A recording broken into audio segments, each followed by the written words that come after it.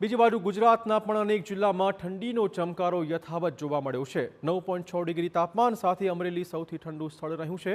નલિયાની વાત કરીએ જ્યાં 11.2 ડિગ્રી તાપમાન, દીવમાં 12.2 ડિગ્રી તાપમાન નોંધાયું છે, ડીસામાં 12.3 ડિગ્રી તાપમાન, પોરબંદરમાં 12.8, રાજકોટમાં 13 ડિગ્રી, ગાંધીનગરમાં 13.5 ડિગ્રી તાપમાન નોંધાયું છે।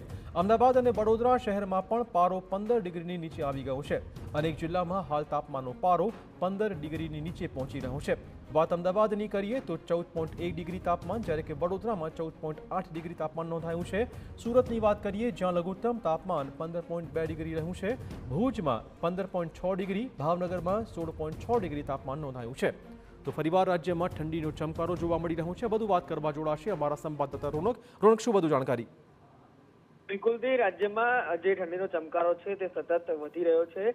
2 દિવસ બાદ કરતાની સાથે ફરી એક વખત રાજ્યમાં ઠંડીનો ચમકારો છે તે જોવા મળી રહ્યો છે। હવામાન વિભાગે જે પ્રકારે આગાહી કરી હતી, જે પ્રકારે વિવિધ દિશાના પવનો ફૂંકાઈ રહ્યા છે અને ત્યારબાદથી જ જે ન્યૂનતમ તાપમાન છે તે નોંધાઈ રહ્યું છે। આજે અમરેલી સૌથી ઠંડુ છે તે રાજ્યમાં નોંધાયું છે, જેમાં 9.6 ડિગ્રી જે પ્રકારે આપે જણાવ્યું તે તાપમાન નોંધાયું છે। અમદાવાદ શહેરની ખાસ વાત કરવામાં આવે તો અમદાવાદમાં 14.1 ડિગ્રી તાપમાન નોંધાયું છે, પરંતુ ઠંડો પવન છે તેના કારણે ઠંડીનો અહેસાસ છે તે થઈ રહ્યો છે।